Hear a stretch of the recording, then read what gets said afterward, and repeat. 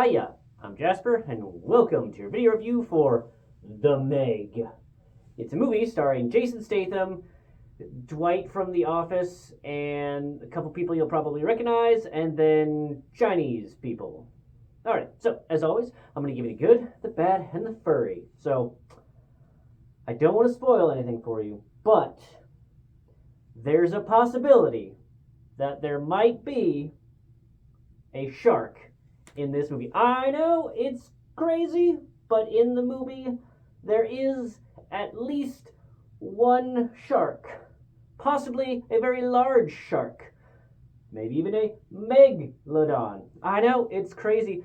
There might also be some other sharks to make appearances because, you know, why wouldn't you have the other sharks to be able to see how big this shark is compared to those sharks? It plays a pretty significant role in the movie. I'm just saying. Okay, moving on to the good and the bad. So this movie was clearly funded by the Chinese because it has, like, the main Chinese, like, one of the main stars, and the person who does all the heroic things is some Chinese chick and doing all the things. And you know what?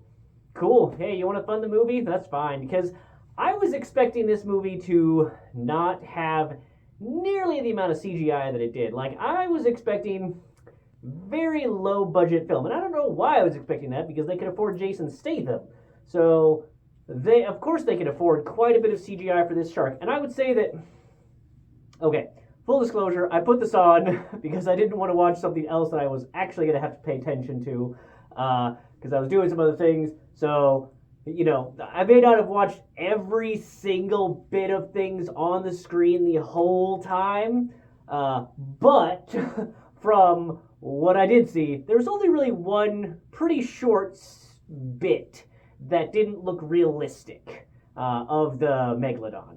So the rest of it was fine. Now, the neat little like spherical submarine that they came up with, sure, I have no idea the realism of that. It seems pretty hokey because, like, the first sub that they show that they went down and broke through the methylamine layer or whatever it was called, looked what I would picture a sub would be like.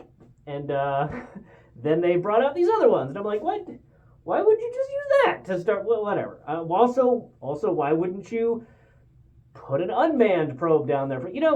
In fact, in terms of the bad, I'm just not going to list anything, because if you're watching this movie, you kind of know what you're in for. A movie that you just really have to just suspend all disbelief. You just have to be like, yeah, everything that happens in this movie totally makes sense, is logical, is exactly what you would do in this situation, has nothing that just comes up with bullshit excuses in order to get people in the water over and over and over again. Yep, definitely not. It's all super plausible.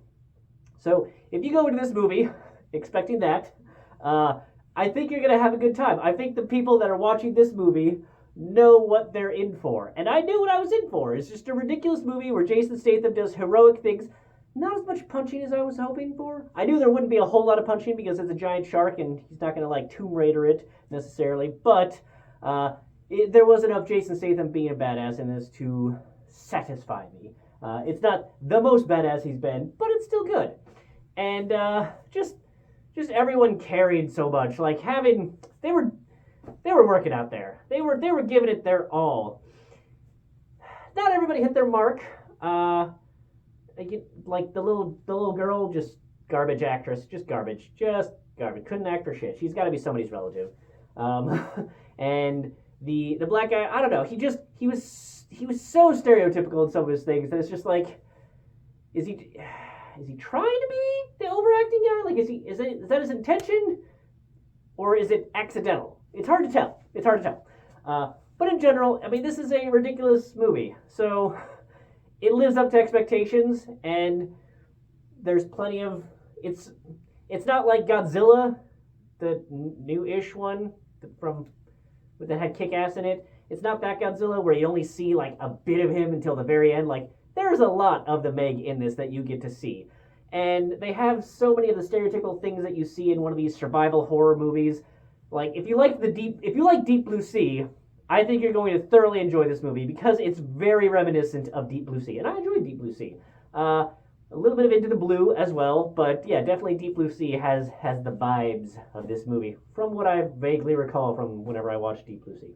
So yeah, I'm gonna say thumbs up because it was far better than I expected, and it's apparently got enough money and was good enough to get a sequel. So yeah, thumbs up. Check it out if it's the type of movie you're interested in. That's all I have for this one. Thanks for coming. Thanks for watching. Hope to see you the next one. Bye.